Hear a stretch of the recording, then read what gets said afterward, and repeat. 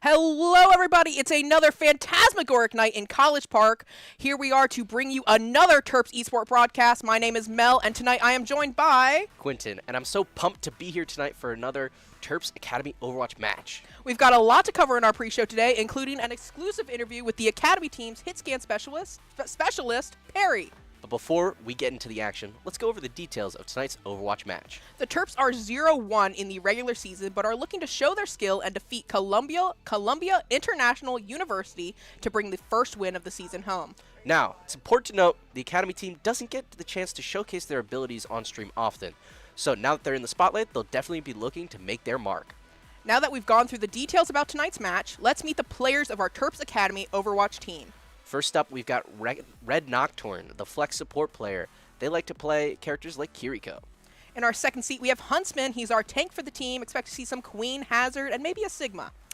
And then we have Bacon, another hit scan DPS player, likes playing high mobility damage characters like Pharah or Soldier. In our final seat, we have Perry, our interviewee and the second DPS. Expect to see some hit scan Cass, Ashe, Widow, whole roster. And now that you know each member of our team, get ready for an exclusive interview with Perry.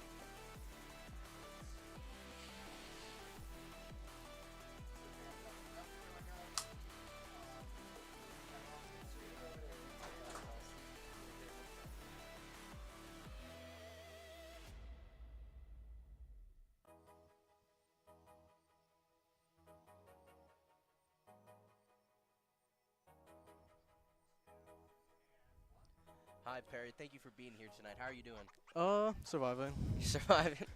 It's the best we can do sometimes. Now, it's the second match of the season. How do you feel that how do you feel about how the team's been performing so far, and what kind of changes do you want to see coming into the rest of the season? I think individually, all of us are doing pretty excellent. We are having problems with communication, but as we go on, I think that's a problem we'll all be able to solve pretty easily. I'm pretty hopeful for our performance. Yeah, no, it's a good problem to have. You know, just all you got to do is really practice, play together as a team, and you can really improve from that.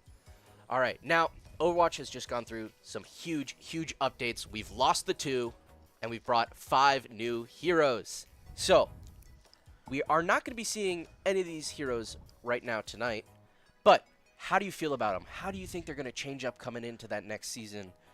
How do you feel, you know, they really match up with the Overwatch meta? Well, first off, the tank Domina it's very oppressive. That's the best I can describe it. It's a character where if you don't play Domina against Domina, there's not much you can do against it. Other than Domina, though, I feel like all the other characters are negligible at this point in time. We could see like some Jetpack Cat gameplay, maybe, but I think that's still dependent on the map. And other than Domina, I don't think we're gonna see that much. Yeah, no, definitely. And I mean, with all these new heroes, it's, you know, there's definitely a lot of chance for them to get changed around, nerfed, buffed, reworked before we end up seeing them in competitive play. But I mean, it is at least cool to have this many new heroes coming up. Now, before you get into the match, one last thing. Can you give us your best Perry the Platypus impression?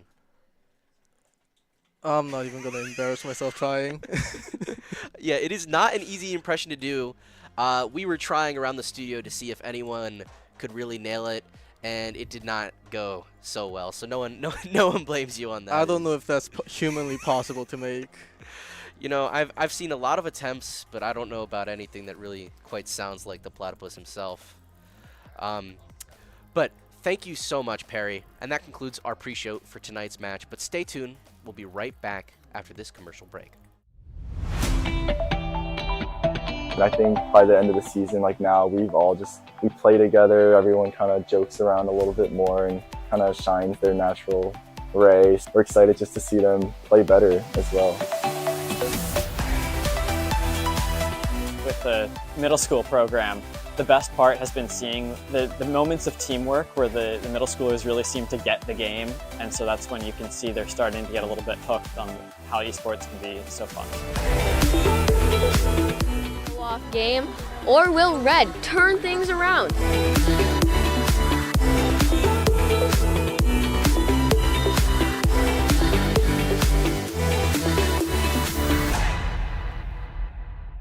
Hi, my name is Teddy Ziolkowski. I am a 2022 graduate at the University of Maryland with a degree of Bachelor's of Landscape Architecture, and right now I am a Terps Rocket League coach.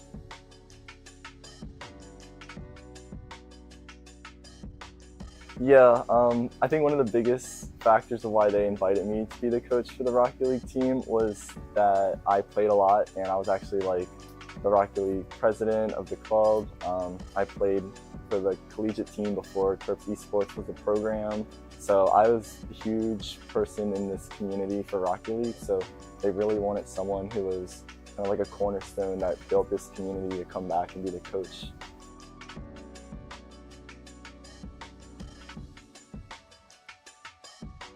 The most important thing about my role would be just getting to know all the different players in the team.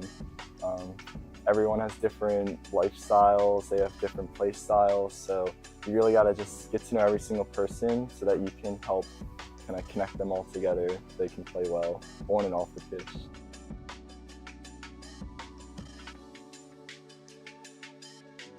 My favorite part would just be seeing their improvements throughout the entire season. I mean, you start out and everyone's a bit awkward, everyone's kind of shy as well, and I think by the end of the season, like now, we play together, everyone kind of jokes around a little bit more and kind of shines their natural ray, so it's really fun just seeing, and they're also just getting better at the game too, so we're excited just to see them play better as well.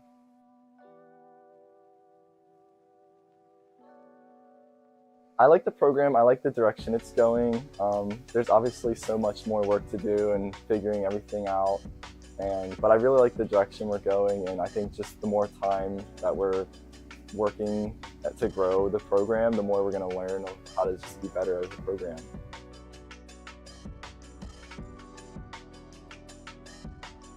I think one of the things that I really want to keep improving upon for like Terps Esports is just building a bigger community for all the games. So the Rocket League community has a really big community over in the club side. So it was really nice to see more people just like bonding together. People are just, instead of just seeing as like practices as being like a forced mandatory thing, people are like reaching out to each other and like they really want to play proactively with each other, and they're becoming friends as well. So it's not even like a team and we're just teammates and that's it, but it's more like we're staying up till like 2, 3 a.m. playing because we're having fun playing, and that's also helping them get better as well. So it like increases their like chemistry together and like just playing together as well, and they can handle losses better when they're a team and they're friends. So that's like a really good part about just building this community.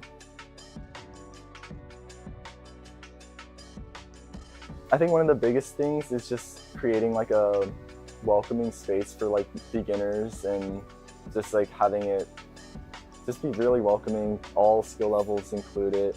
So that's something that we can try and do, and just create more diversity in the esports scene, just have more opportunities for other people to come, and maybe they're prodigies at a certain game or something. So when more people are playing the game and just creating more noise, then it's awesome for more people to just keep coming. It's almost like a trend.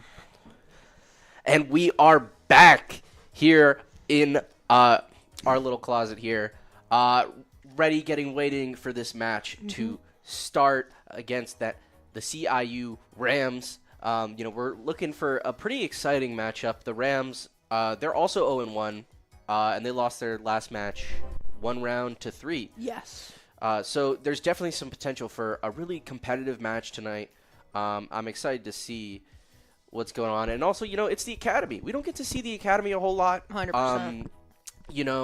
What I do really like about the Academy team is we get to see a lot more unique and dynamic play styles. I mean, I've said this before about our Premier team. They're really good, but they love really, really hard sticking to the meta. Sometimes I do find it fun to watch the Academy, get to see some of the more of the sides of Overwatch. So I'm really excited to see. We don't get to see them often. And speaking of things that are different than usual, Overwatch, like I said earlier, has had some huge updates. People actually playing the game now. Whoa. That's interesting. I tried playing last weekend, and the servers did not appreciate that, apparently.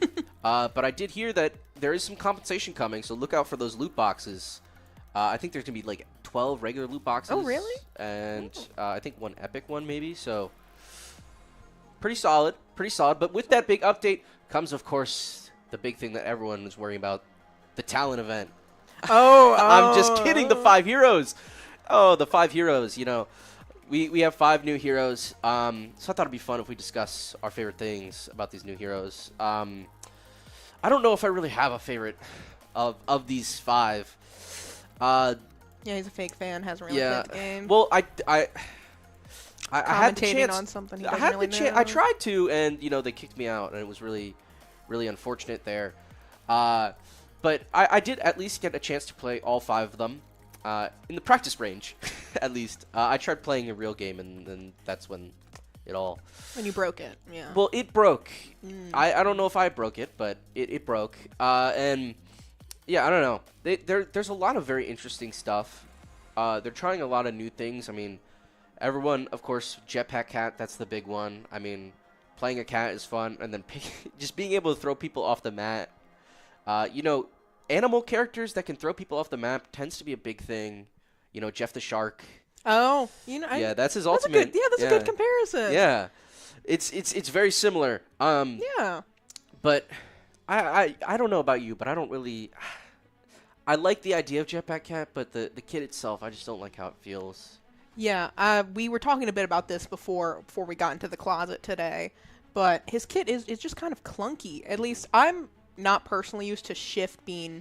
Yeah, of course you can rebind it, but his shift is automatically bound to the team grapple, and I keep using that for his boost, like you know how you would use with Farah, and I accidentally asking my team to hold on to my little rope, and I'm not. He's kind of clunky. He moves very slow when you're not boosting, which isn't necessarily a bad thing, but compared to like his healing output is also not ideal. His E, which you know the purr, you have to be so like intimate with everyone you wanted to hit, and which kind of defeats the purpose of his entire kit, where you're supposed to be kind of above, but maybe again distant from maybe your team and the enemy. But when you want to purr, you have to go in and you have to dive. I don't know. I'm not a huge fan of the kit, but there are some of the other heroes are definitely more fun or more easy, more like traditional, I guess, in that kind of technique. I like Domina's kit a lot. As they talked about in the interview, her kit is definitely one of the strongest, if not. Her alt Panopticon, which personally I do love a Foucault reference.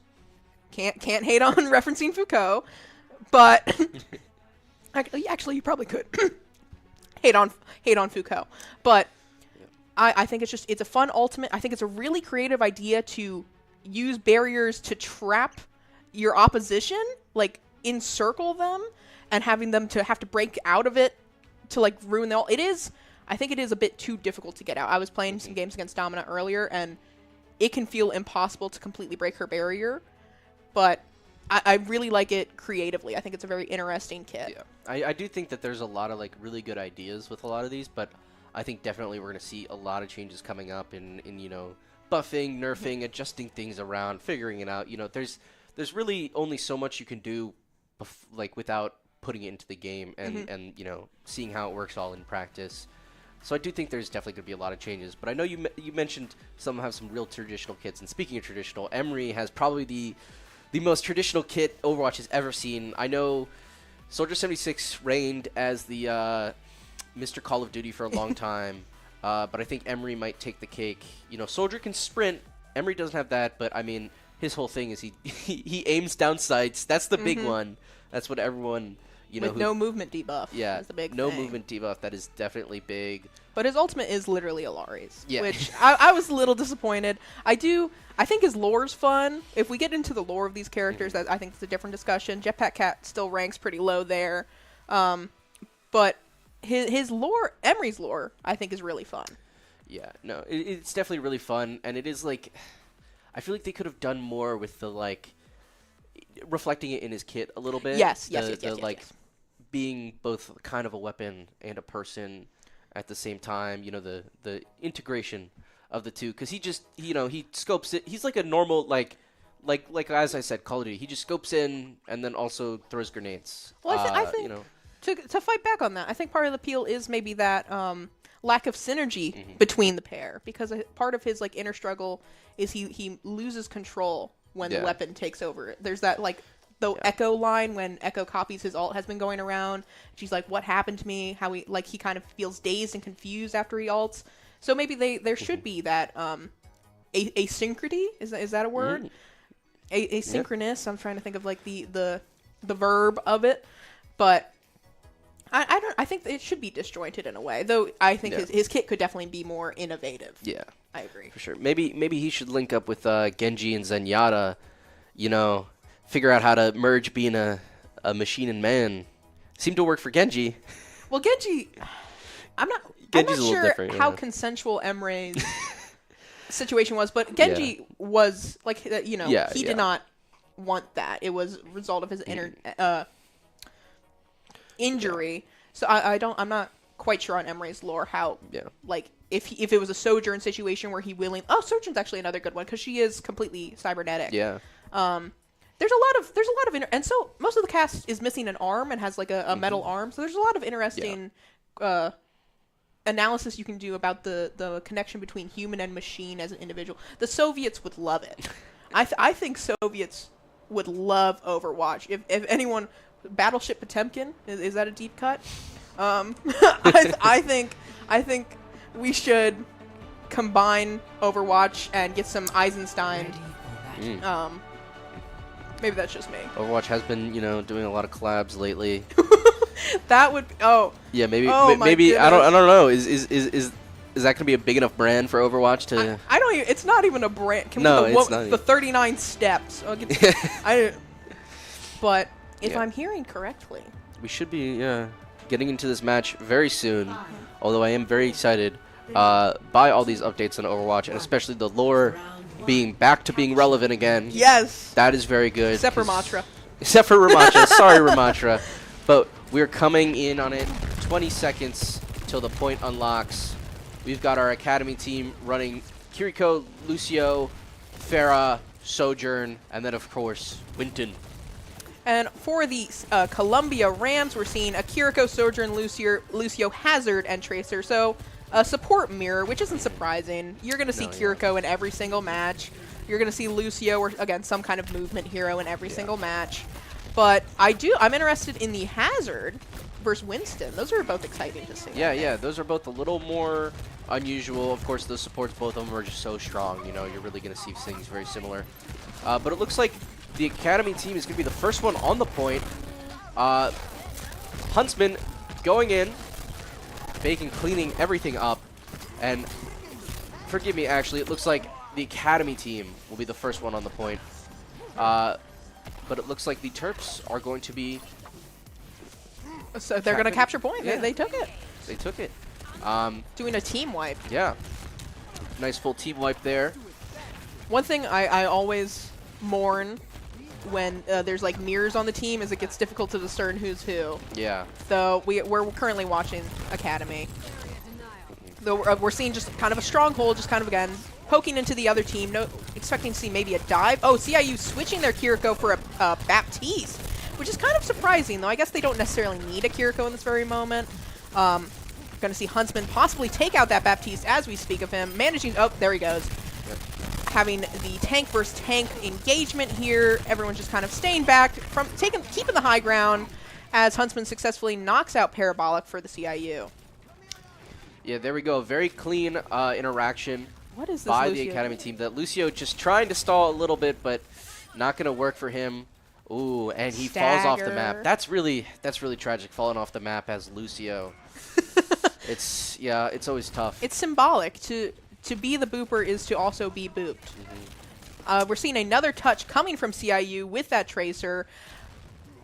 Some questionable engagements. Maybe they should consider a regroup. We're having the Hazard come up on it all, as well as the Tracer. Oh, speaking of not successfully capturing anyone, as we see the Terps Kiriko fall, but they're still maintaining point.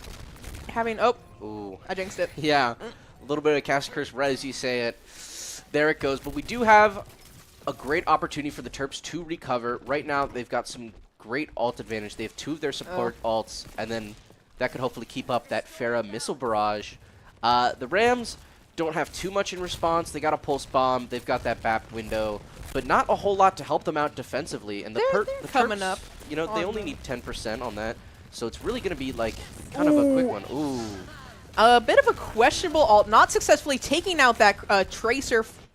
As we see, did she? Oh no, okay, it was just an awkward camera. I thought she fell. We're having just, again, poking, maintaining that distance, waiting for the Winston to dive in. So again, just tickling each other as we wait. Oh, here we have Huntsman successfully diving in, almost dying. Luckily, Red Nocturne coming in to heal him, pushing off the enemy Hazard off of point as that Lucio again tries to hold for a little bit longer, ending up with that stagger. Though it hopefully will end up as a regroup for the team. Yeah, and the Terps able to cap that point, getting closer and closer to that 100% mark there. Moving into overtime. Couple touches from the CIU. Tracer still holding on to dear life as comes in with a beat. Is that Lucio going to be able to... Oh, also, Hazard is still on the point. They haven't successfully knocked him off. Yeah. The Academy team using all their ultimates, getting some headway, able to stay with, but so far they really need to focus in and get these people off that point. Ooh, good pick from the Kiriko onto that Baptiste. Wow, Red Nocturne securing the round with a nice double kill. And that's going to be the first round to the Terps Academy team. A very good showing by them. You know, pretty dominant showing. I think it was only maybe like 40-something%, I think. Yeah, minimal. A minimal percentage, definitely for sure. Good playing, good coordination, good ult management too, especially. Bucket. Almost there. But yeah, the Academy team especially, what I noticed is that they were really watching how they used their ults in comparison to how the Rams were using their ultimates there.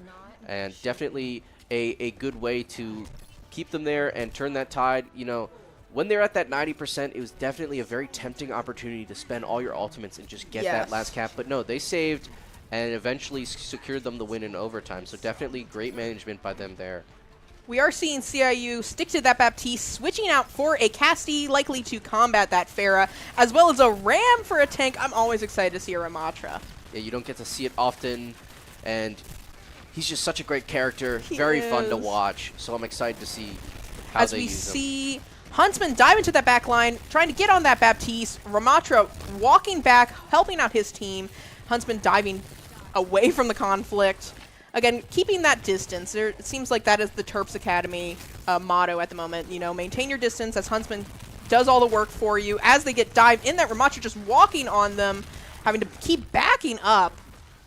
And luckily, CIU knowing not to overextend, maintaining that, learning from the Terps that distance is key, especially when there is a Pharah praying in the skies. Though Cassidy getting some pot shots, just peeking over. Just like a very slow engagement. Yeah, no, you definitely got to be very cautious right now. They were able to get those first picks of the round here, but they really can't afford to overextend because that's where the Terps are really going to get them. The Terp team lineup with Sojourn, with Pharah, really easy to turn that tide very fast, especially when they're not looking. And we're seeing some of it right now as the Terps push back. Perry able to get that Immortality field. Huntsman switching onto that Junker Queen, looking to punish them even more. And then there we go. That's what we see. We see 3 of the Rams fall right there in succession. The Ramatra trying, but unable to stay alive. And there's the Baptiste. And that is a team wipe right there. Great play by the Terps. Great changes. Great adjustments. Yeah, I think Junker Queen is a huge swap, especially because Ramatra, he can just punch through those Winston barriers.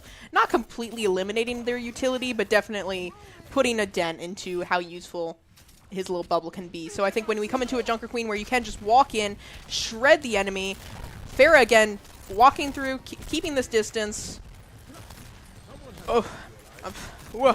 They pop that BAP window to try to get a pick, and they're able to take Huntsman down. The Terps are going to, I think, definitely smartly back up, regroup, give some time.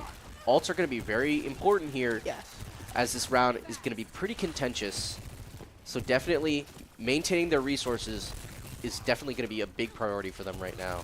Expecting to see a Sojourn Kiriko maybe pair up here into that push, going straight down the middle. We are seeing, oh, here comes the Sojourn ult. Seeing if hopefully she can get a pick, taking out the Cassidy. Farah coming into the back line, trying to knock out that Baptiste, having the Ramatra ult come out, trying to push in desperately, managing to take out both Kiriko and that Farah, though Terps still holding on to point while the Tracer tries to hold stall for a little bit longer, getting an extra like 5% there, so you can't hate that hold. Yeah, no, that's the difference right there. They were able to make it up to 93%, which is, you know, very close, very dangerous territory for the Terps. So it was definitely a great play, but the Terps definitely did a good job of clearing that point off. It was a huge brawl there, very chaotic, but they maintained composure, and they were able to take them all down while still keeping a good amount of resources alive. I am concerned for Huntsman here. That was a little bit dangerous being deep, but we are seeing the Junker Queen come out with the ultimate, taking out Colgate, the Cassidy in the backline, the beat coming out from the CIU to counteract that Junker Queen ult. Is she going to be able to take out that Baptiste, successfully knocking him down with the help of Yellowist for the Terps? I think that is going to be the end of Parabolic. Terps still holding on to that Kiriko ult, probably one of the strongest ults to hold on to for this final conflict. CIU only going to have that Cassidy High Noon, which I don't think is going to be enough to recapture the point. Yeah, no, definitely great play by the Terps there. A lot of good coordination and a great, you know, maintain. It's really easy to overextend in that situation, but they didn't. They really stayed on, and it was a fight that they really had to win here because this is what's going to take it to an equal level. Here we see that BAP window coming out with that High Noon together. Best strategy right now is just hide, and Not looks like what the getting Terps are anyone. doing. We are seeing the CIU Lucio almost falling, managing to get himself back up. Again, the Terps playing with that cover. Lucio falling down for CIU, but Farah. Oh wait! Oh, there goes Parabolic for the enemy team. I think that is going to go to the Terps unless this Tracer can hold for a little bit longer. Unfortunately, at the very end, coming out with that Sojourn ult just to maybe style a little bit. Yeah, and then that'll be our first match of the night. Going to the Terps, a great performance by them, a good win, definitely. Very convincing, you know, 2-0. That last round was a little close, but they really hit their groove and, you know, took it back. Here we see a nice Huntsman play the game as Junker Queen. Oh, unfortunately, we can also at the same time see that Lucio fall. Poor little guy. Very unfortunate. He seemed to really be getting caught up by Yellowist in that Lucio Yes. mirror matchup. I noticed a lot of times Yellowist taking down that enemy Lucio, and multiple times, very impressively, making that Lucio fall off the map, which is, you know, a tough thing to do with a character that can wall ride. Well, when you get, especially if we're talking about Lucio 1v1, when it's boop versus boop, it can be difficult. You get just the perfectly timed boop, and then you just can't get back on the wall. Yeah. Once you're too low, it's over. Yeah. Speaking of, like, going back to the new heroes, tangentially related, but when you see that Jetpack Cap use her ultimate, grab the enemy team, I've seen some people where they literally just dive into the hole with the enemy team with them. Because if you just drop it, you do risk the opportunity of them making that comeback. So I think it's the same with Lucio. It's the same with any displacement character, like a Life Weaver, though you can't move. Well, you can use a pedal. I will say it's pretty similar to the strategy that people use with Jeff the Shark. Yeah. If you just spit them out and to preserve yourself, you risk, you know, those high mobility characters getting back up. So you go down with the ship. Yes. To say, but yeah, definitely great performance by the Terps there. What I noticed was a lot of coordination and especially a lot of composure. There were some really, really chaotic interactions there. Yes. A lot of very brawly and tough and super fast. This Overwatch is an extremely fast game, but, you know, especially this match, some really fast interactions. And what I really noticed, which is something that I think definitely separates qualities of teams, is, you know, keeping that composure, not panicking, you know, really prioritizing your resources and making sure that, like, look, yeah, it could maybe change an interaction or really help you secure that win, but, you know, it's something that you want to keep for later. And something, you know, you really want to manage and not have to use unless you absolutely need to use them, even though it looks like maybe for a second that it could be the difference. You know, it's the difference of thinking it might be the difference or knowing that it is the difference. Mm-hmm. You know, and that's definitely something that they showed they knew pretty well. I noticed really good, especially in, like, consideration and comparison to the Rams alt management. It was definitely very intentionally trying to match them and make sure that they were never, like, very out-resourced, you know, never going to just get dove by 4 ultimates with nothing to respond to and get wiped off the map or something like that. So definitely some great judgment by the Terps there. You also saw UMD really controlling sight lines. Like with that Pharah, of course, eventually they did bring out a cast to help combat her a little bit, but even still, you saw her just flying high in the sky, shooting down a little to no contest. Maybe an Echo. Again, when we're in Academy, you can have a bit more fun. Maybe we could have brought out an Echo, see some sky duels. Or when we were on that first map, when they just kind of blanketly held that high ground, and the Hazard did try to dive in, but he just wasn't supported enough or able to really get the picks that he needed, as the enemy Winston in return was on his back line. But in general, we saw the Terps just maintaining space and making sure, like, we have full vision. If you peek, we're going to explode you. You know, like, real good judgment of the map, knowledge of the map, and, like, yeah, using the strategies they have to control it, which was a big thing. I think especially in that first round, it was very clear that the Terps were kind of controlling the flow of how things were going. Because, you know, it is... You might lose 1 or 2 team fights, but if it's something that you can plan into doing, you know, and then you can react better. Because definitely, like, that first round, they got the zone, and then they lost it for a little bit, but it allowed them to recoup and really, you know, get grouped up enough and have enough ultimates to, you know, put the round in the books. You know, really take it over. You know, keep them at a smaller percentage. So definitely. Really great strategy by them. And another thing I noticed is that they were not hesitant to change up what they were doing. They were not hesitant to switch off of different characters to try to match or, you know, counter somebody. They were definitely very conscious of that. And that is another huge thing, because people I see all the time get so worried about things like ultimate status and things like that. And a lot of the times, you know, yes, an ultimate would be very helpful. But if you're getting, like, hard countered or...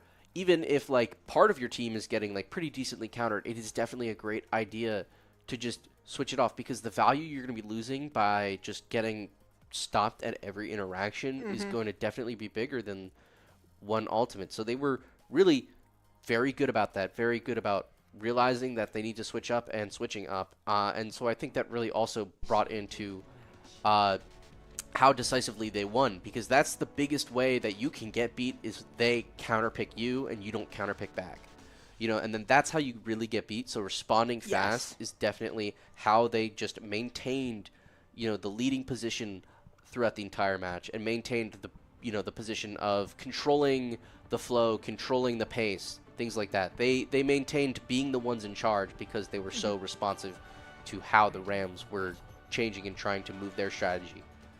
We are going to move on to our next match, which is excitedly on Kings Row, a fan favorite, but also a fan hated in many ways. I know a lot of people have issues with Kings Row. I think it's fun. I think it's a well done, pretty map. But one thing I'm excited to see, coming back to those sight lines, Kings Row is all about maintaining cover, maintaining those sight lines. So I'm expecting the Terps, if repeat from last match, again, hopefully a dominant play. Yeah, no, that'd be good to see. Kings Row, yeah, really sightlines. It's a very, like, geometric map. You know, like this whole area, you got this big open starting area, and of course the point itself is very, very open. And then when you move into the payload, you know, it's very just straight, narrow. Sightlines are huge here. We've got a very interesting team lineup here. Actually. Oh my. We're seeing the Terps, again, hold that Kiriko and Wu Yang, not too surprising, but then we're seeing a Mei Ash Sigma, and then on the other team we're seeing the Rams with an Illari, Illari immediately switching to Brig, and a Bastion, a Juno, Ramatra still on the team, and a Sombra. These are very unique team comms, something you would not see in Premier, which is a compliment, don't get me wrong. No, yeah, because if anything, this is going to be at least fun to watch, because this is very, very unconventional. Perry getting a nice pick there on the Ramatra.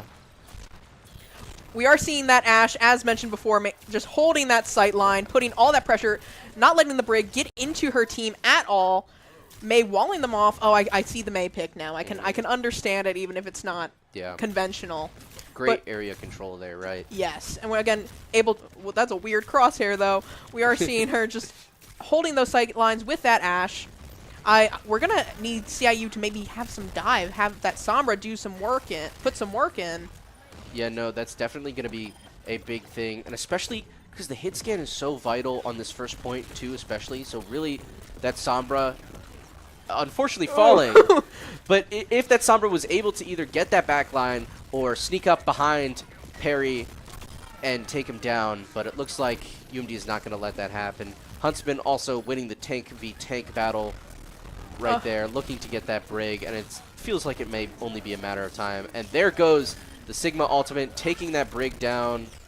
Not really getting much else, but hey, at least that Brig is down. You know, that's a support that's very big. We got the Bastion ult coming in. Huntsman absorbing it. Yummy, yummy. And there we go, Mei freezing the Ram. That's the Ramantra. There's Juno down too. Kind of an interesting Wu Yang ult. Yeah. I don't know if that was necessary or maybe could have been held for this moment, whereas we're seeing the Sigma being beat down by that Bastion. Somber just kind of poking the back line, trying to help where she can. Unfortunately, not getting the utility that is necessary as Brig just dances behind this little, I think it's a mailbox, desperately trying to avoid the icicles. Sombra still in the Terps back line, just doing what, oh, she is coming up on her ult. Oh, poking onto that Ashe, I see.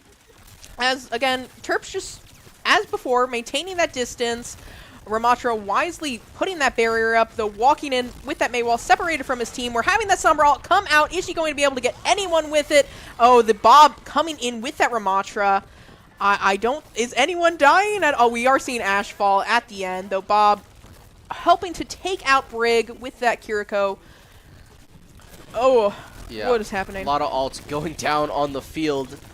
A very good push by the Rams, but will it be enough? It looks like no. Huntsman taking down that Ramantra. Yellowist taking down that Sombra, trying to sneak up. You know, that's really going to be the difference here, is getting that Sombra taken down.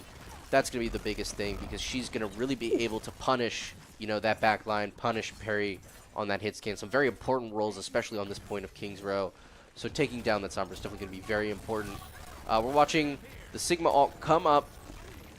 Right now, the Rams, they don't have any ults to respond, so we'll see how UMD moves with this. Oh, Sombra, getting that pick on the Wu Yang. Huge pick for the Ram Sombra. I am proud of her. Sigma coming up on that ultimate. Here it comes out, getting hacked out of it. Sombra proving useful, making up for a bit earlier. Somehow escaping? Is she going to successfully run away from that Sigma? Oh my goodness, good escape as we see Mei fall for Terps Academy.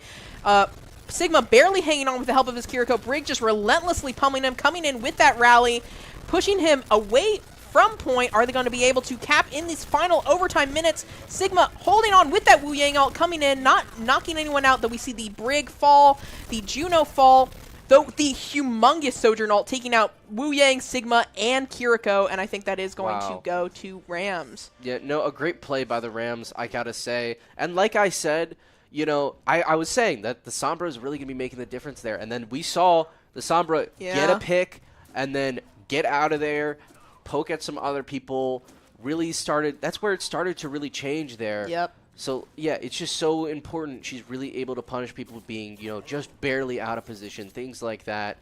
And it's definitely something that the Terps are really going to have to look out for, because they did not get any percentage on the point up until the Sombra got that pick. So it's really going to be what they have to look out for. But on the other side, as long as the Terps stay aware of that, stay up, and play smartly, they can really shut down the Rams. We are seeing no team switches from either team, aside from, I think, skipped over it earlier, the Bastion switching into that Sojourn. The Juno ult coming out from the Rams. Another Sombra ult at the ready, the Wu Yang successfully blocking. I think all of Terps are currently alive, just going to push the Rams off of point. Brig desperately holding on. Sombra wisely holding on to that ult as her team is kind of slowly knocked off. Though they got a pretty decent push. I think this is around the point on this second push of King's Row where I start getting a little bit nervous. It gets very close. It's easy to backcap. I wouldn't be surprised if we see that Sombra sneak behind, maybe get a pick on that Kiriko or Wu Yang, and then try to push, though. I believe that Terps Academy won't let that happen. Yeah, no, this is definitely the part of the map that you got to be most careful about how you play. And there it is right there, that Sombra ult making Winston and Mei fall down. Sigma. I mean, Sigma, not Winston. And there we see the rest of the Terps, except for Red Nocturne, fall down. So is that I regret not saying it earlier, but I always love, especially in Academy, I want a Wrecking Ball, because you never see a Wrecking Ball in a normal game. As Wrecking Ball comes in, hopefully trying to hold, it is going into a Sombra is definitely a choice. Maintain. We see the Mei ult come in onto point, as well as the Kiriko, as well as Bob. They're just anything they can to hold on to these last few seconds, as it is only 15 seconds left for this final push. Yeah, and that Bob absolutely going in, taking down that pesky Sombra and the Ramatra. That's going to be the big things. And I think definitely that switch to Wrecking Ball, although sometimes seen as a little silly, was great to just make sure we get that. And here, the Brig. How is she holding alive? on. Oh my goodness. Are they going to be able to clean it up before the rest of the team gets there? And it looks like they are, except for that Sombra trying to stay alive. There it goes. Are they going to be able to keep them at bay? And it looks like they are. Actually, huge Wow. wall. Yeah, a great wall. And let me say, too, that ball pick turning into Hampton himself, you know, really, really a great option. You know, because honestly, people sometimes see it as a little silly because, like, Well, you know, it's a last-ditch effort.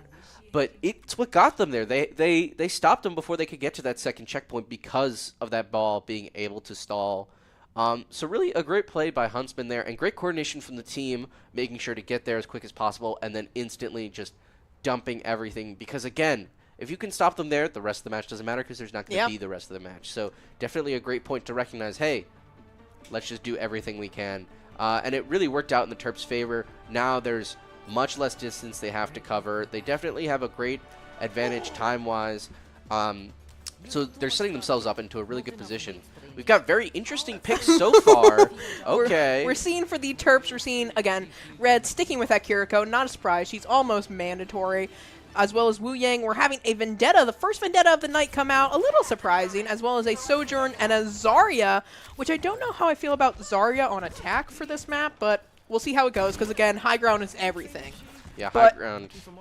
we are seeing CIU match that Zarya, so maybe it'll work out in the end. Sticking with that Sombra, Juno, Ashe, and that Kiriko. I think the Ashe is going to be a problem here, as Terps doesn't necessarily have anything that can contest her. We might see that Vendetta go for those dives in the back. Yeah, that's definitely going to be big. I mean, as we saw in that first round, Perry's Ashe was able to keep them really at bay for such a long time. You know, the hit scan here is such a huge deal on this map. You know, there's so many places of high ground. So it's really definitely also going to depend on that Vendetta just diving in and being able to punish. Ooh. Unfortunately, she is getting a little bit punished as she tries it all to push forward, as we have Huntsman just walking into the enemy Zarya, trying to get his team to go maybe around the right. Everyone joining with him. Everyone hold hands as they all take the high ground together, maybe trying to contest that Ashe as a unit, as the CIU follows them up. I've never seen this play before. It's interesting, but so far it seems to be working well for the Terps, but we see that Sombra come in, getting a little hack. That could be that big difference maker, is just getting caught by that Sombra. But so far the Terps are able to stay together, although they lose that Vendetta, but they might be able to, you know, really pick them, because look, they got that high ground. They're keeping everybody in that alleyway. Yeah. It could really work out well, although Huntsman no. is losing health, and it looks like he's going to fall to his own Graviton blast there, unfortunately. The problem there was that the team did split up a little bit. We saw a couple of them go maybe trying to contest that Ashe as Zarya was stuck in the wall. We're seeing Vendetta clean up the mess, though. I don't know if she's going to be able to get out alive. Oh, getting that health pack, she's going to be fine. Especially since the Ashe is still walking back from spawn, I believe. We are seeing someone up in that high ground, not peeking out quite yet as the Terps begin to cap first point. Here comes the Sombra. Kiriko just kind of poking. Ashe, is we're going to see anyone go up and try to contest, or are they just going to let her simmer? Wu Yang almost falling. Vendetta going down to the Zarya, having a Graviton Surge go with that Kiriko ult. I'm expecting to see... Oh, here, another Kiriko ult. There it is. I'm overstimulated as Terps not able to get that third bar. Yeah, unfortunately getting stopped there, and ooh, there we watch Perry just get sniped by those homing rockets from Juno. They hurt. Yeah, they do. But unfortunately, the Terps are gonna have they're gonna have some more work to do. I mean, comparing them to where the Rams were at this point in the match, though, they are doing better. They have the time advantage. They have more progress. But they're really going to need to be able to cap this point, really take advantage of the momentum they've created here. We got to see this Vendetta go into the high ground. She is just consistently engaging head-on with the enemy Zarya, which I do. Oh, here we go. She's going for a touch, not staying up there, expecting to see maybe a Wu Yang ult come out in the coming moments as the enemy Ashe goes just missing point, not able to hold. So I think the Terps are going to be able to cap just because Bob was a little too far away. Yeah, Yellowist unfortunately getting caught by that Kiriko in the back there. But the Terps are able to get it. That interaction... uh-oh. Trying to hide Kiriko 1v1. Oh, that's Huntsman a coming little in, finishing the job. embarrassing. Yeah, that is... they let Huntsman, didn't notice, but unfortunately Red Nocturne was able to take care of that. I wonder if he has headphones on right now. Yeah, very interesting little play there. But the Terps getting hacked. Are they going to be able to keep up? That's the big thing. Huntsman, that med pack right there was a big difference playmaker right there. Vendetta wisely going into the enemy back line, managing to take... Well, she did get the final swing on that Zarya as Perry cleans up the Kiriko.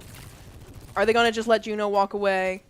No, they're going to... Okay, they're going to hunt her down. This might be a little bit dangerous for Huntsman. I want him to be careful. I don't know where his supports are at the moment. Likely pushing that payload. Oh, here we go. Okay, yeah. he's walking it back. He has to be careful. He does have... They have 4 ults, and they're coming up on that Kiriko as well. Not too surprising, though. Oh, we might see him fall at this moment, because, again, he has no supports. They're all in the point. Is he going to go for that grab? Only capturing that Tracer. Taking her down as they walk onto that Sojourn. Huntsman still alive somehow, the Vendetta falling to that Juno. Huntsman, again, taking out that Kiriko as he's just walking in the back line as the Ramatra falls to a nice Wu Yang spitball. Yeah, there we go. The Terps using every single resource at their disposal, every single ultimate to keep everyone alive as long as possible, and getting that point, taking match 2 there. A very great performance by the Terps yet again.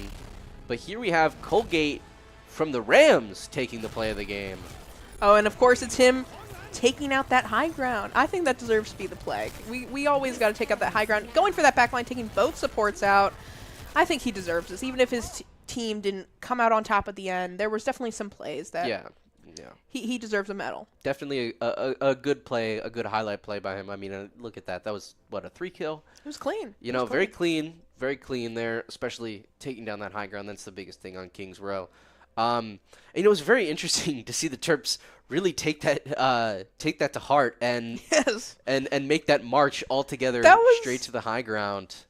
I felt like I was watching a mother duck lead her ducklings up that alleyway. It was kind of it worked. I don't think it worked as intended. I do believe they were trying to, again, hold that little high ground right at the end of the staircase and then shoot down onto point. But the Rams followed them up, unfortunately not realizing that a UMD would be at the top of the staircase and would have more cover up there. I think maybe what would have worked if we saw that Ashe maybe...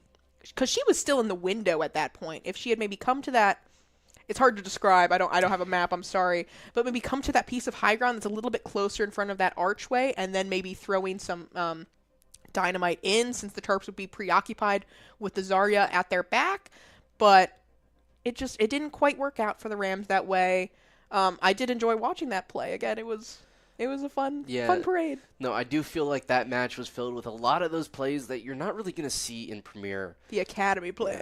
A lot of the more experimental, the more, I guess risky, but they have high rewards, because this is a team right here that really wants to win. They really want to show off. They really want to take full advantage of the spotlight that they have that they don't normally have. And so they're going to be making these more crazy plays, and honestly, I really like it, and it was really fun to watch, and definitely, like, it was a little funny, watching all of them fall, and then the Vendetta come out from spawn, and... Lore accurate. Yeah, clean it all up. Lore accurate. Lore accurate. Maybe it would have been even crazier if they had a Doomfist on the team, make it even more... I hope we see a Doom. I do. I love Doom. Yeah. I love him so much. He's definitely one of those that you also don't get to see a whole lot. For good reason. He's easily countered, and I think it's very scenario specific. Like, his utility is limited, especially Yeah. in higher ranks. Yeah. But I think he's fun. I like his voice lines, and they say, and I don't know. I think this is a problem I've always had with Overwatch, or it's true with any game with meta. You see it in Marvel Rivals. Characters that are just undeniably better are almost the only are exclusively played in, especially in high ranks. Yeah. Again, we see Kiriko; she's omnipresent. You Yeah. cannot, and for good reason, because Suzu is an incredible ability, and it ruins everyone's day. But there's such a fun cast of characters. Overwatch has always prided themselves on oddballs. That we saw Jetpack Cat come out.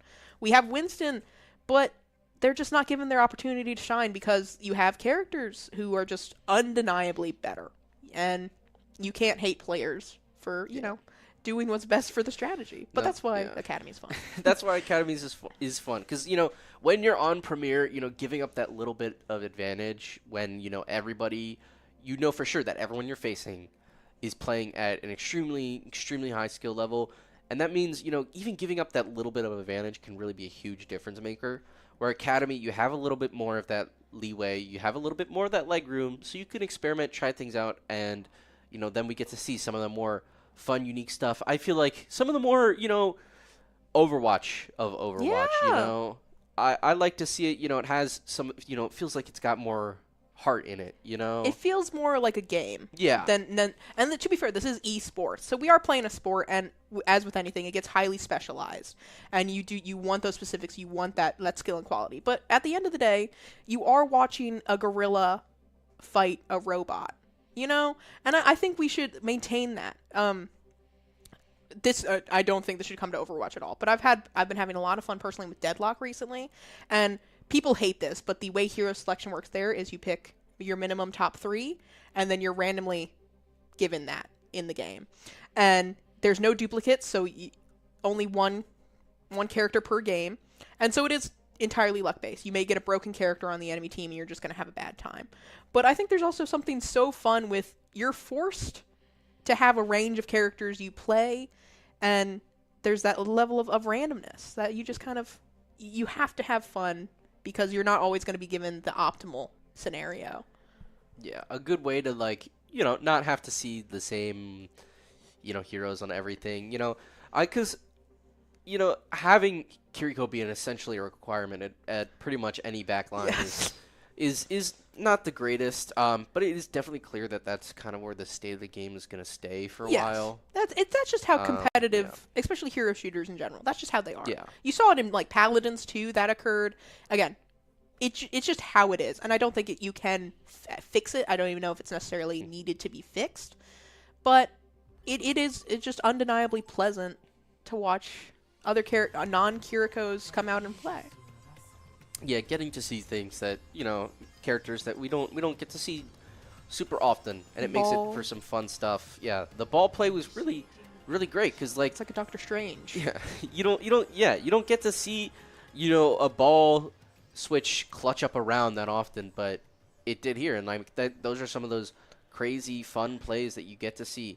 And now we're moving into match Servasa. number 3, Servasa Flashpoint. I do love this map. Yeah, I do. It is so pretty. It's pretty. It's fun, and what I love about Flashpoint is it's just so fast. It's so crazy. It's so chaotic.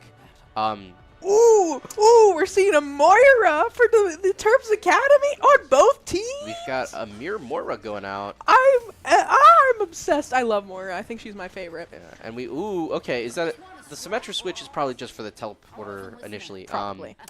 But we also see Maga on the Rams. Some very interesting picks here. I'm excited. Yeah. I don't think I've ever seen a Moira while casting one of these games. I genuinely couldn't recall. Oh, again, we are just seeing that teleport, immediately switching into that Tracer from Parry. Not a surprise. I don't think poor Symmetra ever gets let out of spawn. Yeah, but we are seeing that Vendetta again, though. That was very fun to watch. So it's going to be very cool to see what Vendetta's going to do in a lot more fast of a mode. Getting a Moira on Moira Crime! Already getting a pick with that orb. That's going to be very rough for the Rams. I wouldn't be surprised if Terps immediately capture this first point. Okay, just walking into them. Oh no. I Wow. wasn't expecting Moira to be this dominant. I saw the vision because her ball, in this another map that's very like wall heavy, you get a lot of utility off of just bouncing, bouncing her orbs, but to immediately go in and wipe, I think it was 3 characters, that is rough and something you only see in Academy. A very fast start by the Terps. One thing that did scare me, though, a little bit is they all ran out to get those kills, and they killed them, but they did not cap the zone initially. They had to run back to cap it. They did forget. Which is a little scary. Yellowist falling down, and there goes Perry, too. Not great for the Terps, but they're able to get Colgate, that Sojourn there. But there goes Vendetta. Looks like the Terps are probably going to have to regroup, although they can try to hang on a little longer. I mean, in Flashpoint, every second really counts. I mean, look, they're already at 65% and counting. Oh my Huntsman goodness. coming back in. The Terps are hanging on. They are doing what they can, barely hanging on there. Ooh, there goes Huntsman down, but Perry able to get a pick, get that Moira, and the Terps are able to come back without even letting the Rams cap. Now that was a very impressive, crazy showing by the Terps there. And it was kind of all the Moira. Yeah, it was. It really looked like it was all gone, but, Red Nocturne really just fighting super hard to keep everyone up. I mean, No Kiriko. no Wait, Kiriko, no. too, is insane. I know we were just talking about Kiriko basically being a requirement, but They this heard Moira us. mirror match taking it out.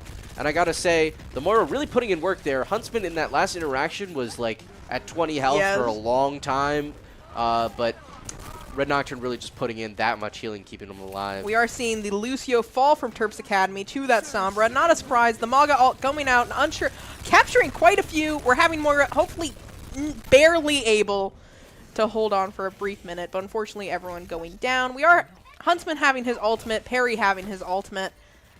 Though I don't know. I'm just so tickled. I feel like I'm watching some like a unique moment in my life. Yeah, no, this is a matchup that you're not gonna really see that Ever. often. Maybe not I don't again see this this in quick season. play. Yeah, it's people, and it's working out really well. We're seeing a lot of crazy plays. Unfortunately, that Moira ultimate getting a lot of value, able to take out the whole back line of the Terps there. Though Vendetta cleaning up the mess as she's known to do. I don't know what Huntsman is doing. I think he's just kind of walking around, trying to avoid getting picked off, waiting for his team to all hold hands together, do that Mama Duck walk. Yeah, no, I think the strategy is definitely right now regroup and take him down. Ooh, but that Sombra ult is going to be a big hindrance. But Vendetta able to get that Maga. That's going to be a big there. And Boom, Sombra. double kill. Sombra. The Rams are really running out of a lot of their answers to the Terps. Colgate able to get that pick, though. But it looks like the Terps are going to be almost about to going to cap that zone. There we go. I didn't want to say it too early and make it not happen. Getting to 99% though. Yeah. I'm proud of the Rams. Yeah, and it's a little scary from the Terps side here. They really don't have any room Oh, for we're getting an error right emote. now. But they do have a good amount of ultimates coming out. They've got Beat, which is definitely going to be a huge difference maker here. And that Vendetta ultimate, which can also, really change the tide. Ooh, unfortunately, Huntsman getting picked off by that Sombra, as well as Perry falling to that Moira. Though Vendetta just holding strong with the hell. Oh, we're having the beat come in from Yellowist, only getting the Vendetta in it, though, as they're cleaning up the mess. It was no contest. The Rams didn't even have a hope as they're hunting down that Sombra. Are they going to be able to pick her off? I think it'd be best if Yellowist just got out there, not get tickled by that Moira. And here we see some of that great ult management by the Terps, because they used both the ultimates they had available to them. I mean, they had to, right? Because if you lose this battle, that goes the round right there. But they made sure to do it while they had others almost up. And here we see them come out. Double that Moira Moira ult. Oh, the Wisely Huntsman getting in with that ultimate, canceling any healing coming from the Rams Moira as they pick off. There goes the Sombra, there goes the Sojourn. The Red Nocturne falling in the chaos, and it goes to Terps. Yeah, a great team kill to end that point out. And as I said, that really came up to that ult management. Yeah. Because especially that Junker Queen ult coming in and just stopping any healing and not having that Kiriko to cleanse things, really a big deal, making that ult really impactful. That is kind of crazy that the Rams do not have a Kiriko oh, despite there being a Junker Queen, instead switching into an Ana, which I don't know how. Oh, getting a huge nade onto the Tracer and the enemy Lucio, though it isn't quite enough. We're having the Maga ult come out. I'm not sure who it captured. Though we are Huntsman, unfortunately, falling in the end. I think there's just gonna be a regroup here. Yeah, definitely a regroup here. Looking to be a little similar. Ooh, there goes Yellowish. But it's probably going to be pretty similar to what we saw last zone. You know, they're going to have to regroup. They're going to let the Rams get that first cap so that they can regroup, make sure they're all together, you know, build some of those alt charges, just getting a few, you know, shots off from the back here. The nade only getting Vendetta. And though it getting hacked, that might be the end of Vendetta. We do see Huntsman falling, as well as Perry, both to the Colgate Sojourn. Vendetta still cleaning it up. I'm not sure where her supports are. She's wisely backing it up. Another nade chasing her to the health pack as Moira tickles into the enemy team, getting the healing where she can. I do agree. I think this is going to go exactly the same as last zone, where Rams are going to get... what beat was that? Seems like maybe a bit of a misclick there.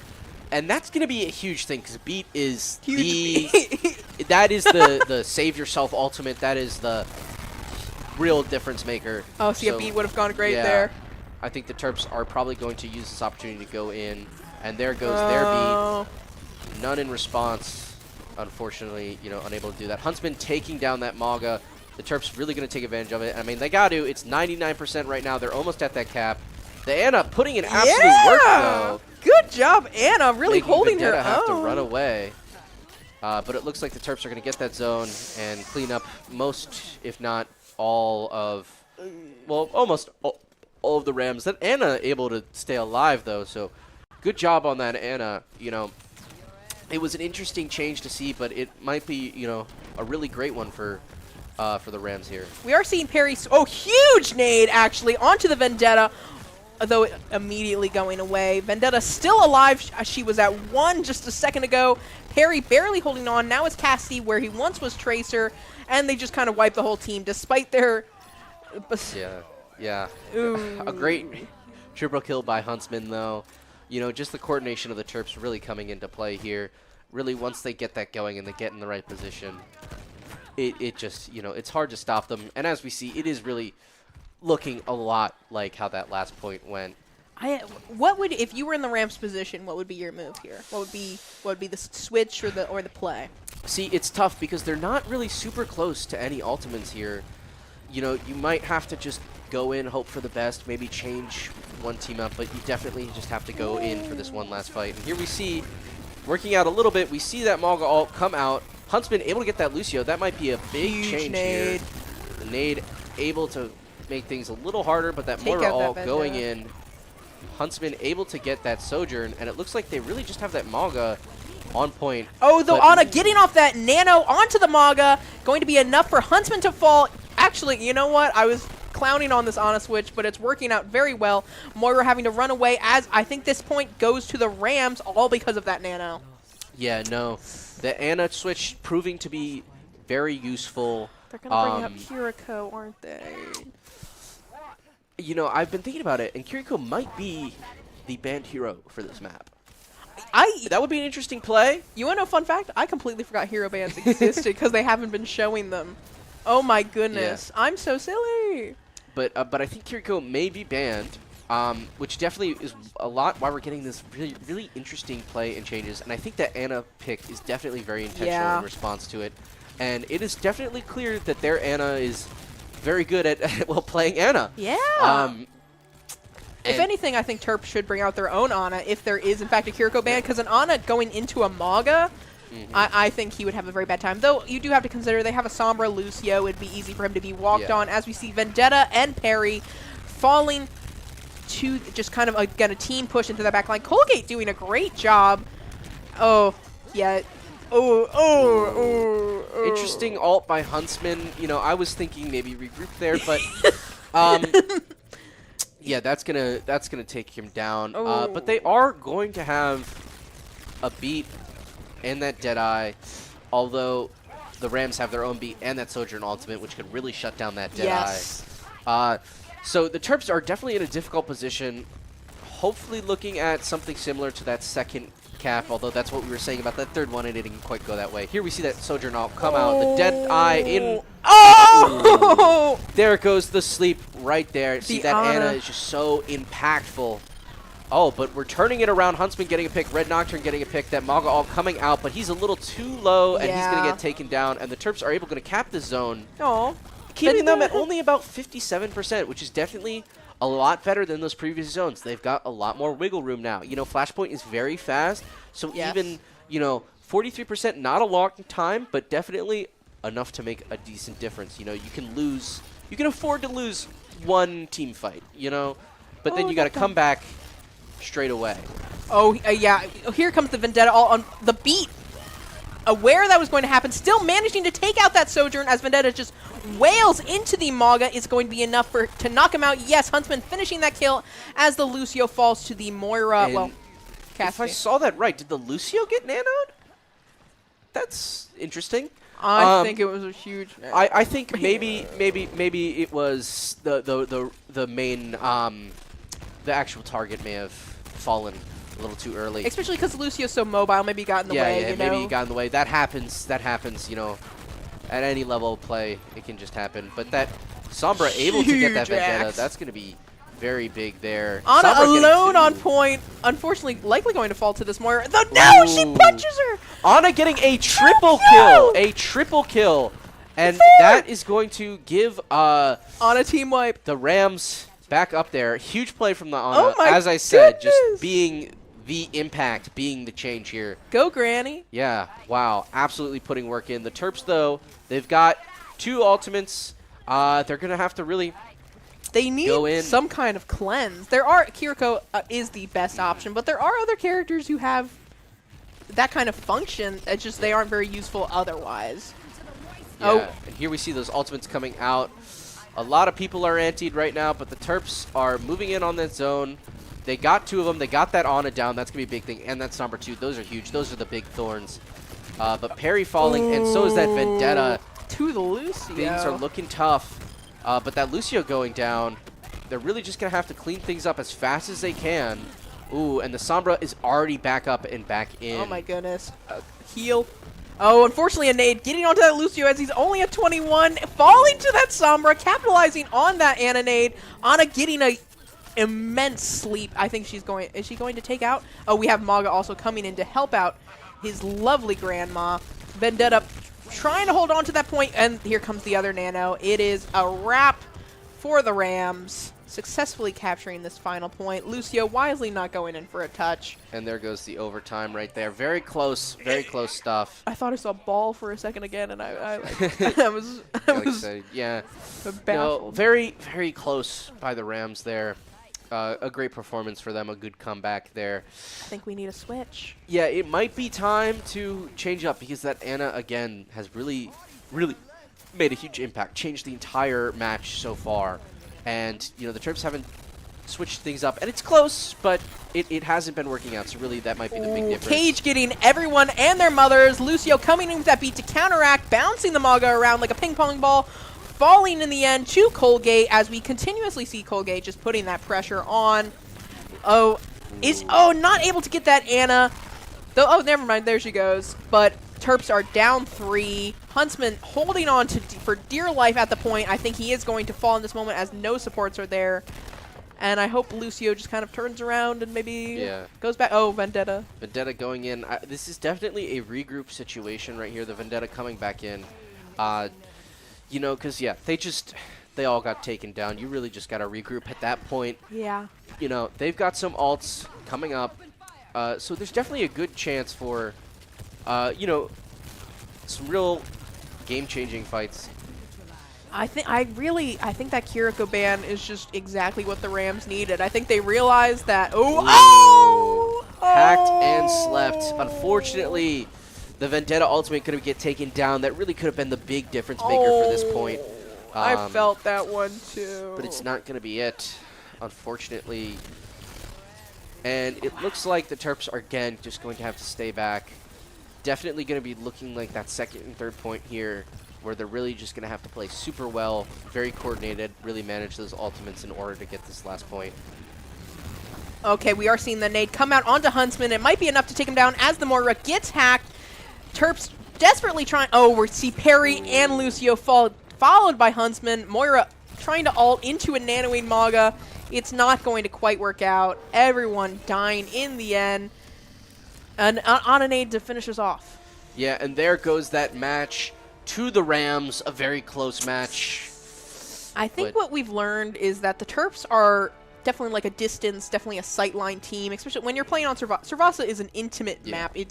You can't really see from a distance particularly, and it just didn't quite work out, especially with that Ana. Oh my goodness. But here we have the Huntsman play of the game, getting that Ana, getting that Sojourn, those real pesky things. Yeah, I mean, I was surprised that play of the game was not the Ana triple kill. It was 4 too. 4. It was 4, but I think maybe her team did too much of the actual. Yeah. Or like they were already too damaged when she came in, but it was the play of the game in our hearts. Yeah, no, because it is definitely not something that you are seeing often at all. Even if it is mostly that team shot, still Ana getting the final blows for that many is insane.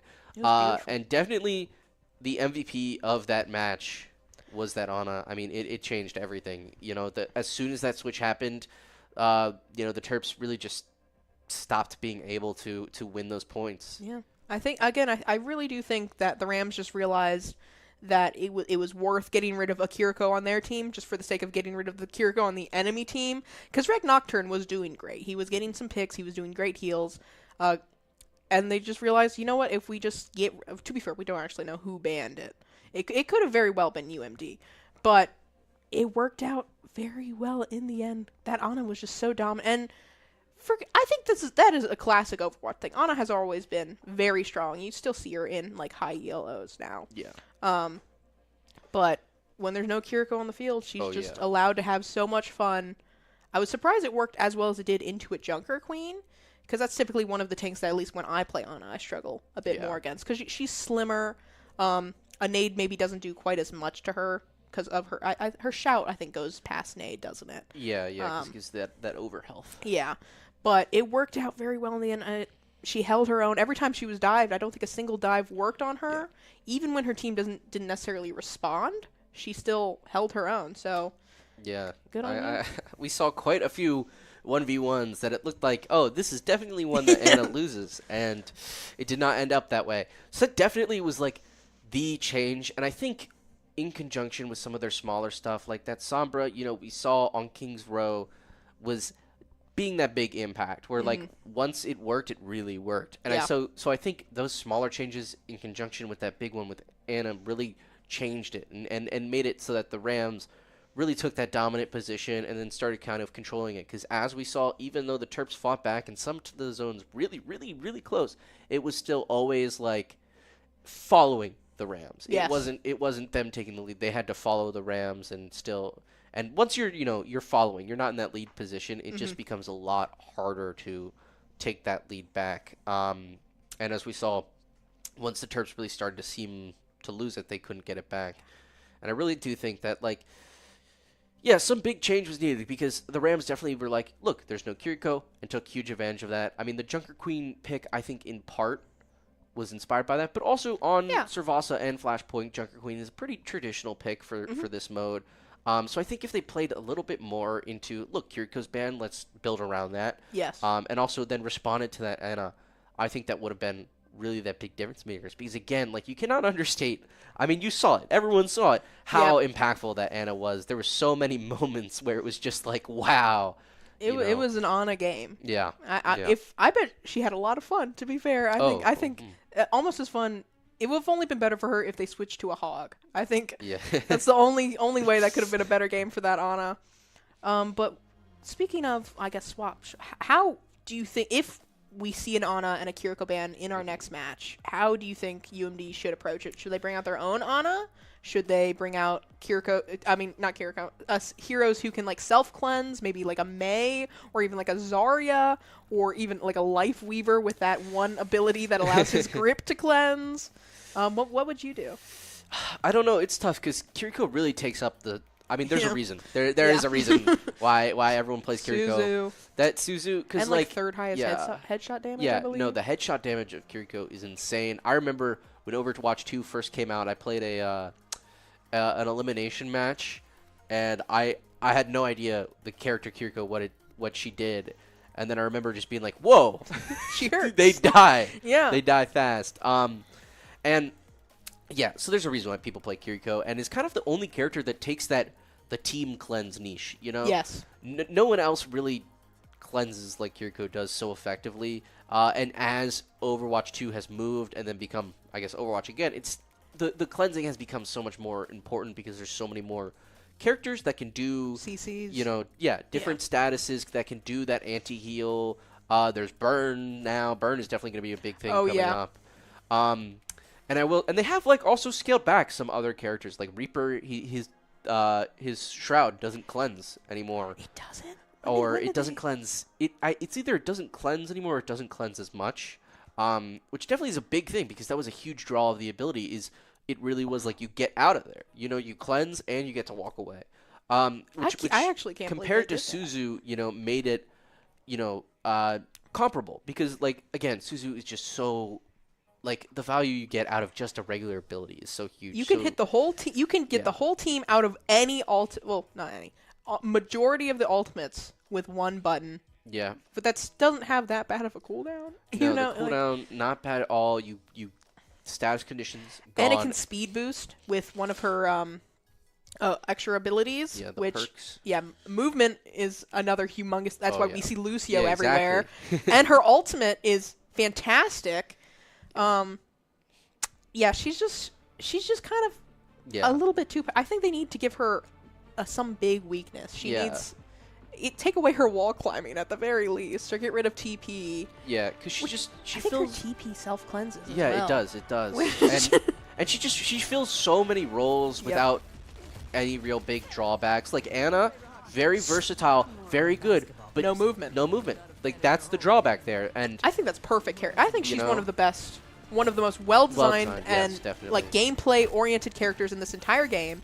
yeah, because she fills her own Yeah. role. And as you saw, like when she works really well because you know the team plays around. It plays around, conscious of that no movement. But here we go into match 4. Ooh.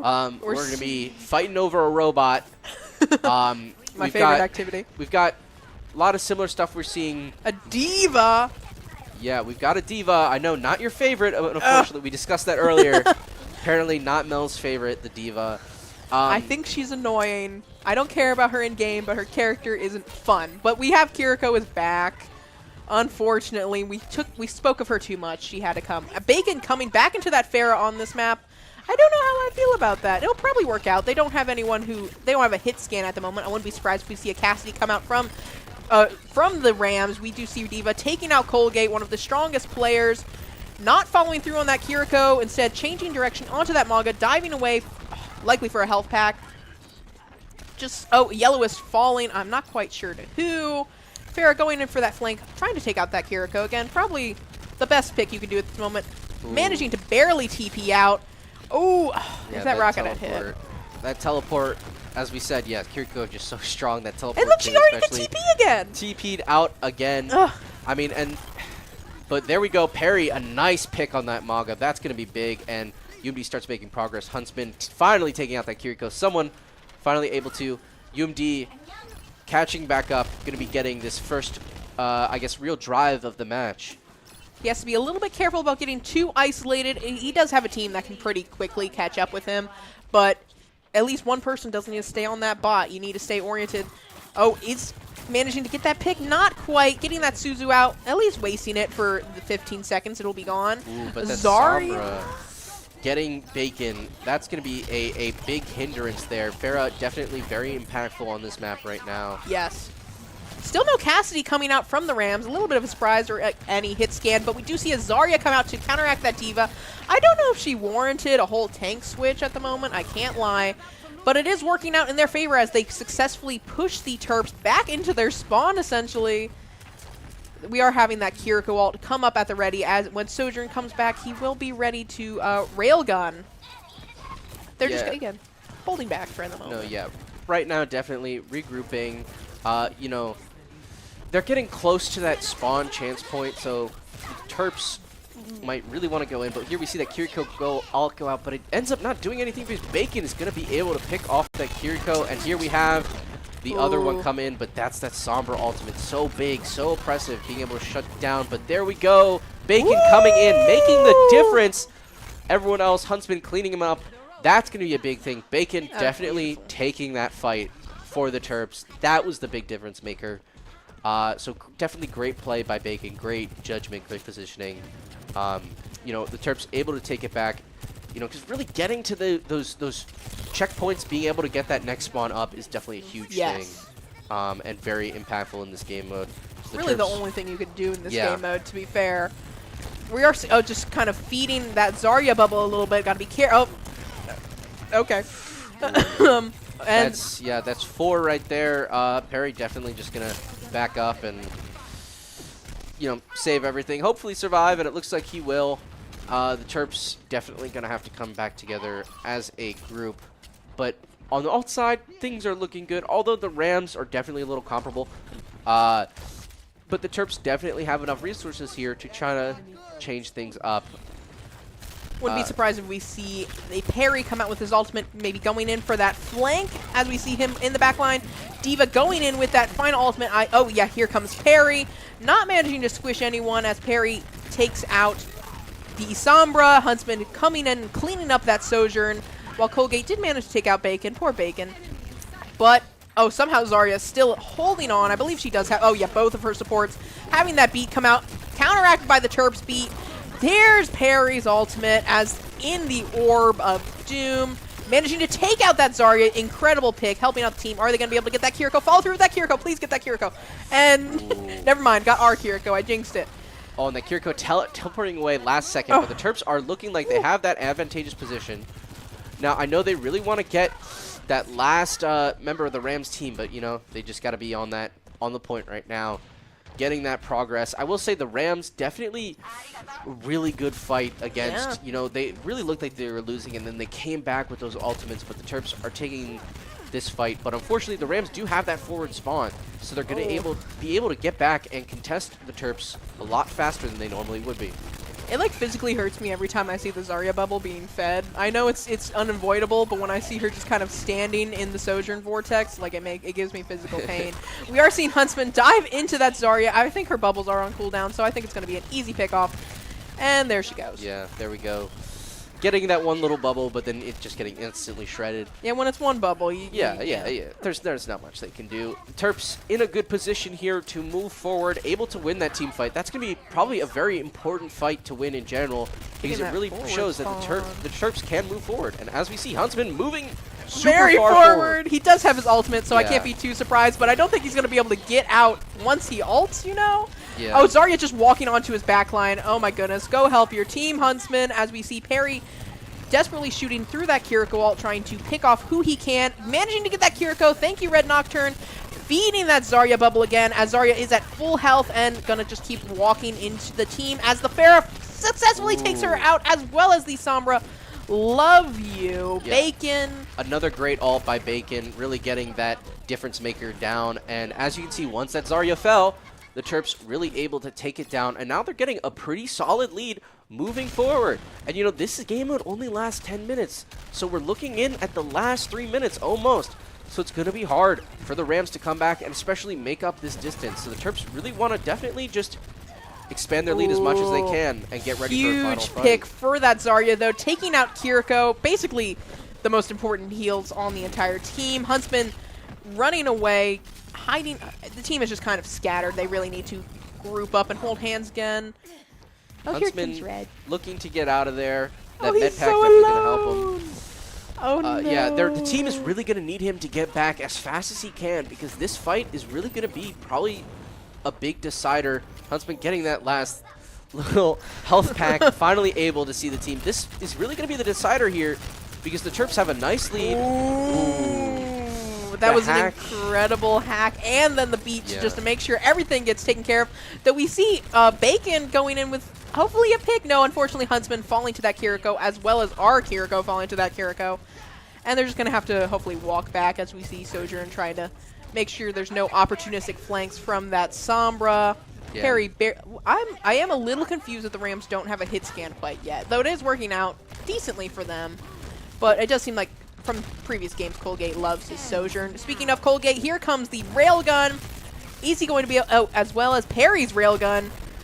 No one falling to either of them, as we see Terp beat. Yeah, the beat coming out, just making sure to keep all the Terps alive, and the Kiriko all coming out as well. But Bacon able to get a nice pick, but there goes that Zarya ultimate.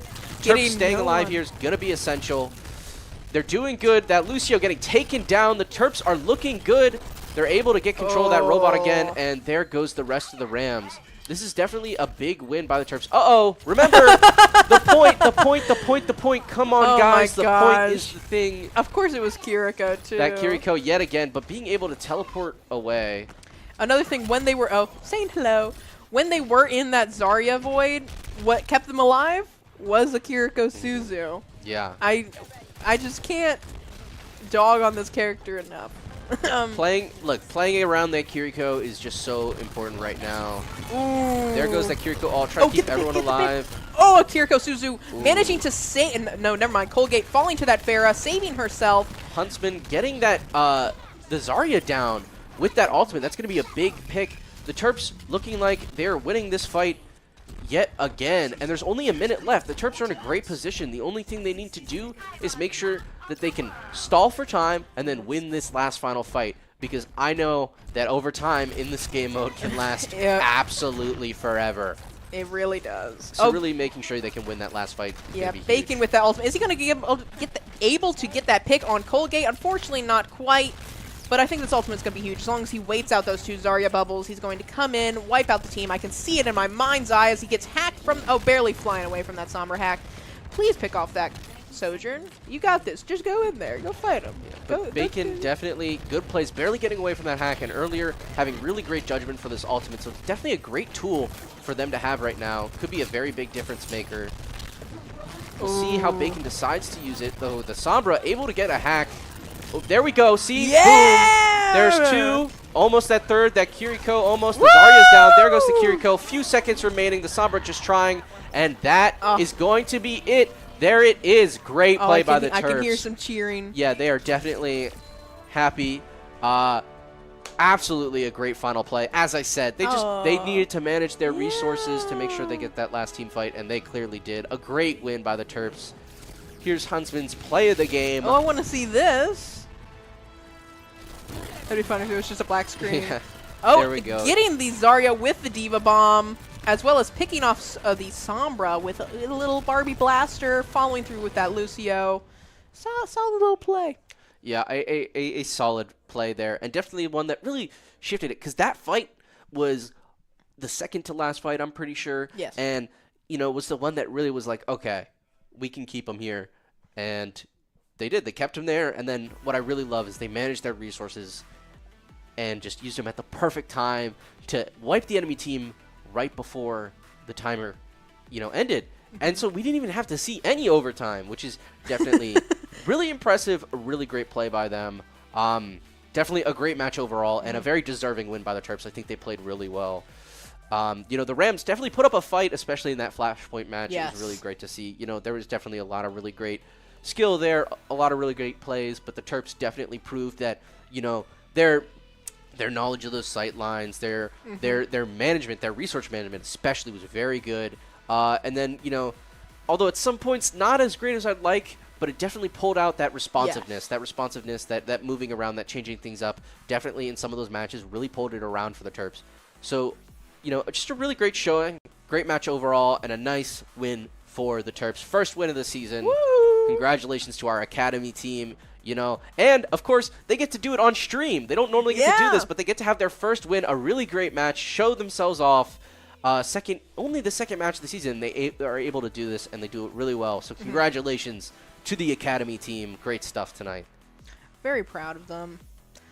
Yeah, I can't say anything that hasn't already been said. It is just, I can't reiterate enough how fun it is to watch Academy, because there's a pleasure in watching the quote unquote best of the best, you know. Yeah. But I think there also is a pleasure in people who clearly still have fun with the game. You know, it isn't quite a science yet. And I mean this, again, in the absolute best way. I think it is just, it's so fun to see see ball come out. It's so fun to see Moira be played in a comp game and not be yelled at. You know, it's one of those things. Yeah. It's just, it reminds you that we are in a very fun space. Like, you are allowed to have fun when you play your video game. And I think we all had a lot of fun here today. No, yeah, they're not afraid to experiment, and you know, it definitely leads to a lot of these more unique, very fun to watch plays, and yeah, overall it was fun to watch. It was a very, very fun thing. I'm gonna think of the King's Row staircase for a bit. I can't even lie. It was really fun. That was a fun one. I'm definitely gonna be thinking about honestly the Rams. Anna was very crazy. A lot of great things to think about and maybe go back and watch again on this stream. Which we can fun. We can thank this stream and this wonderfully fun game because of our sponsors. So of course, our sponsors. You know, we got the Philip Merrill College of Journalism. That's the big one. That's where we stream this out of. Night so Hall. Thank you, Philip Merrill College of Journalism. Then of course, Recwell. Recreation and Wellness. Big ups to them there who make all of this happen. And then of course Playwire as well, another big one of our sponsors. Always thank you to Playwire. So thank you to all of our sponsors. We appreciate you. Thank you for helping us make this happen. And thank you Academy for coming out and streaming when they don't normally have to. It was a great night. And thank you again, of course, to our production staff. Yes, always. And our observers, of course, too. Thank you so much for helping make it all happen. It was a great stream tonight. And I guess we will see you next week for another Overwatch match. Well, yes, both of us will be here next week for Overwatch, but you can also tune in tomorrow for... I think there is a Valorant game slated tomorrow. Yeah. There will be streams tomorrow. Just be here. There'll be streams tomorrow, but as for Overwatch... Next week. We'll be there next week. So, we'll see you then. Thank you all for watching. Yeah. Bye. Bye, everyone.